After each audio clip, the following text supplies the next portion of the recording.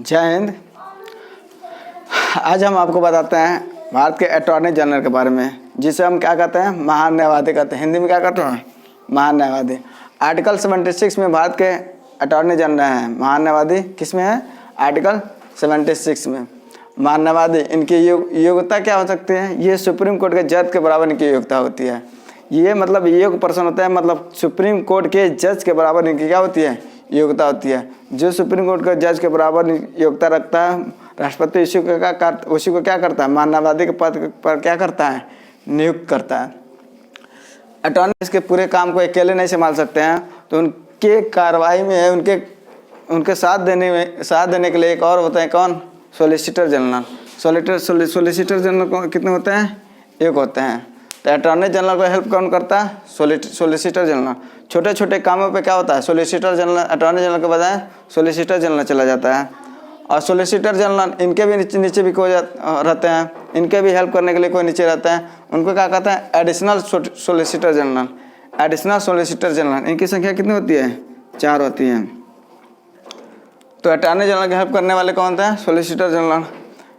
इनके हेल्प करने कौन होते हैं, हेल्प करने वाले एडिशनल सॉलिसिटर जनरल। वर्तमान में भारत के अटॉर्नी जनरल का नाम क्या है, वेणुगोपाल राय। अब देखते हैं अटॉर्नी जनरल के कार्य। अटॉर्नी जनरल भारत के प्रथम विधि अधिकारी होता है। भारत के पूछेगा, भारत के प्रथम विधि अधिकारी कौन होता है, अटॉर्नी जनरल होता है। महान न्यायवादी होते हैं भारत के प्रथम विधि अधिकारी। ये सरकार को कानूनी ज़्यादा विधिक चाहता है, ये भारत के मतलब सरकार के कानूनी तथा विधिक सहायता, सरकार को किसी भी चीज़ की कानूनी सहायता देना हो तो अटॉर्नी जनरल क्या करते हैं, सरकार की सहायता कर रहे हैं, उनको विधि सहायता भी देते हैं। सरकार के प्रति कोई भी आरोप लगता है तो उनके विरुद्ध कानून लड़ने का काम कौन करता है, अटॉर्नी जनरल। किसी भी चीज़ पर उनको हेल्प की ज़रूरत पड़ता है तो सरकार को कौन हेल्प करता है, अटॉर्नी जनरल। तो मतलब सरकार को कानूनी तथा विधिक सहायता देता है। भारत के किसी भी न्यायालय में सरकार की पैरवी कर सकता है तथा मुकदमा लड़ सकता है। सरकार के प्रति भारत के किसी भी न्यायालय में, चाहे सुप्रीम कोर्ट हो, हाई कोर्ट हो, जिला न्यायालय हो, किसी भी न्यायालय हो, भारत के किसी भी न्यायालय में क्या है, सरकार की पैरवी कर सकता है। मतलब सरकार के विरुद्ध, सरकार के प्रति क्या हो सकता है, ये मुकदमा लड़ सकता है किसी भी न्यायालय में, और उसकी मुकदमा लड़ सकता है। तो सरकार की क्या कर सकता है, पैरवी कर सकता है, मतलब सरकार की बचाव कर सकता है। उसके बाद ये निजी व्यक्ति का भी, एक अटॉर्नी जनरल किसी एक अपने निजी व्यक्ति का मुकदमा लड़ सकता है। किसी एक पर्सन का मुकदमा लड़ना हो तो अटॉर्नी जनरल क्या कर सकता है, लड़ सकता है। लेकिन ये सरकार के विरुद्ध नहीं लड़ सकता है। सरकार के विरुद्ध लड़ेगा तो क्या, सरकार क्या करेगी, इसको सरकार में राष्ट्रपति क्या करता है, इसको प्रसाद पर्यंत इसको रखता है।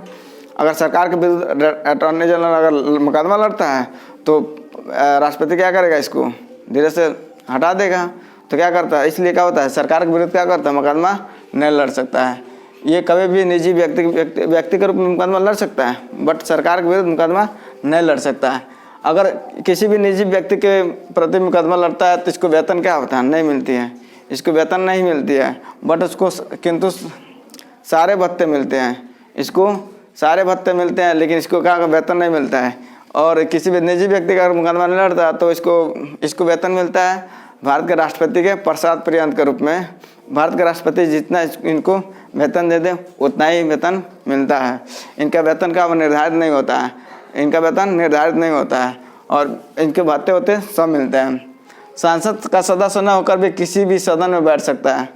ये भारत के सांसद में किसी भी सदस्य, मतलब लोकसभा का ना राज्यसभा, लोकसभा ना राज्यसभा, सांसद के किसी भी सदस्य में क्या कर, किसी भी सदन में क्या न होकर किसी भी सदन में क्या कर सकता है, बैठ सकता है।